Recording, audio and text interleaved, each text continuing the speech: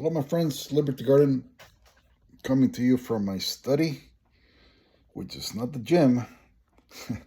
So, I went to the gym earlier today and I ran out of time. I went late. They closed at 9 and I went there around 8:15 and I did not get to finish all my routine. But anyway, today's workout was 3 by 5 at 205 and that went down pretty good because I did 3 by 5 but 3 by 5 at 225 last time, so 3 by 5 at 205 felt pretty easy today. And then I did not do the overhead press, and I started warming up the deadlift.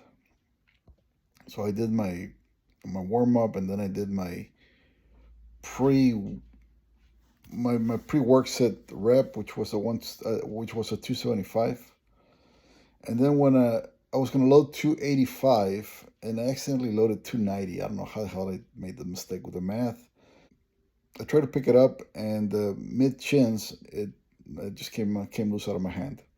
So hand strength failed me. I dropped it, and by then they were already closing the gym. There was already like 1 minute before closing time, so I just unloaded the bar, put it in its place, and left. And that was it. So nothing really spectacular today. So I want to kind of address something for any of you that are new to weightlifting or strength training. Better yet, that's not weightlifting, but strength training, which is what I'm attempting to do. Is that if you're gonna get equipment, don't get the bumper plates. Get iron. Bumper plates, God, those things, they're okay, I guess, if you're in a high-rise building, if you're in an apartment, if you don't want to break your tiles, etc. But they are not optimal for training. So this why the gym has bumper plates for the deadlift. So last year when I started going to the rec center, they only had those plates with hexagonal plates, or I don't know, heptagonal. I don't know how many sizes they have, but they're not rounded plates. They got a bunch of edges. So they look nice and fancy and modern or whatever, but it's impossible to do deadlift with those plates because when they land, they either move back forwards or they move backwards onto your chins, and it doesn't really help. You have to be repositioning your feet, and they're not good, right? You cannot just roll them back into place and lift them again. So I expressed my complaint to the gym manager. Told me, you really should get some round plates for the deadlift stations because I mean those other plates kind of suck. And I thought they had not. I thought they just said, well, whatever. So then I stopped going to the gym because I really didn't want to work out there with those kind of plates. So I stopped going. So when I went back this summer, about a month ago or so, when I started going back to the gym, to my surprise, they had bought some bumper plates for the deadlift station. So all the other stations have the heptagonal or decagonal. I don't know how they got about 10 sides. All the other stations have those weights on, but the deadlift stations, the platforms, now they have bumper plates. And they're like, oh man, it's great. I went and told the manager, hey, hey, thanks for listening to a customer. I'm glad you brought a round plates for the deadlift station, and they actually added another deadlift station. They only had one. They added two more actually, so it was nice, right? They have a real nice setup, and I'm not complaining. This is not a complaint about the gym or anything like that. This is just experience, passing it on to anybody who wants to buy plates in the future. Don't get the bumper plates. For one, they're real clunky. They're real thick. They're clunky.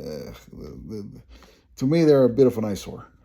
Uh, Second, they're bumper plates. They bump. They bounce. So, boom, they hit the ground and they bounce. Okay? So let me tell you what's wrong with that. When you're deadlifting,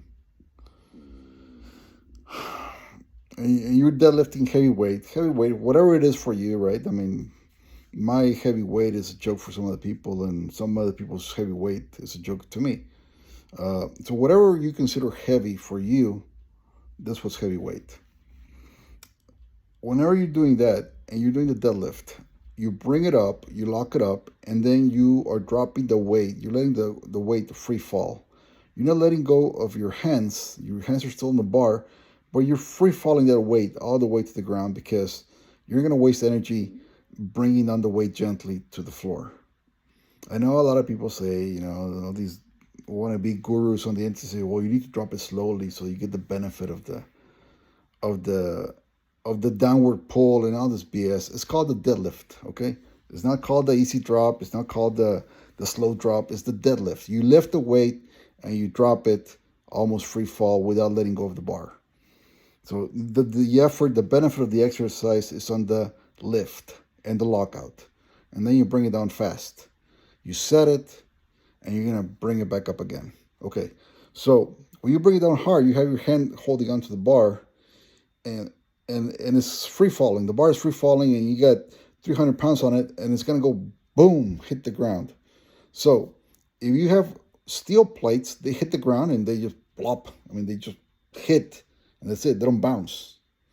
But if you get bumper plates, those damn things hit the ground and they bounce about an inch up.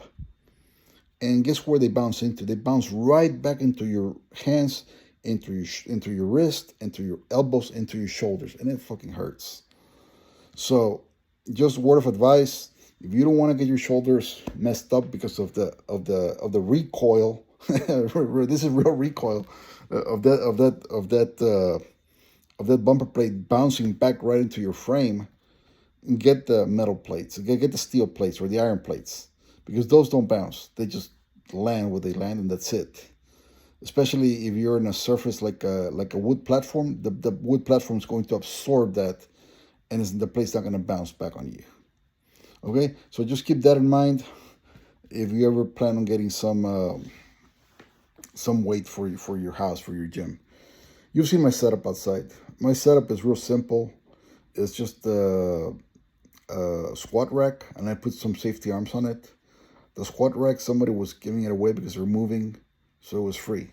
And along with it came a bunch of weights, about probably it was about a couple, maybe about 200 pounds of weights that came with it, all free.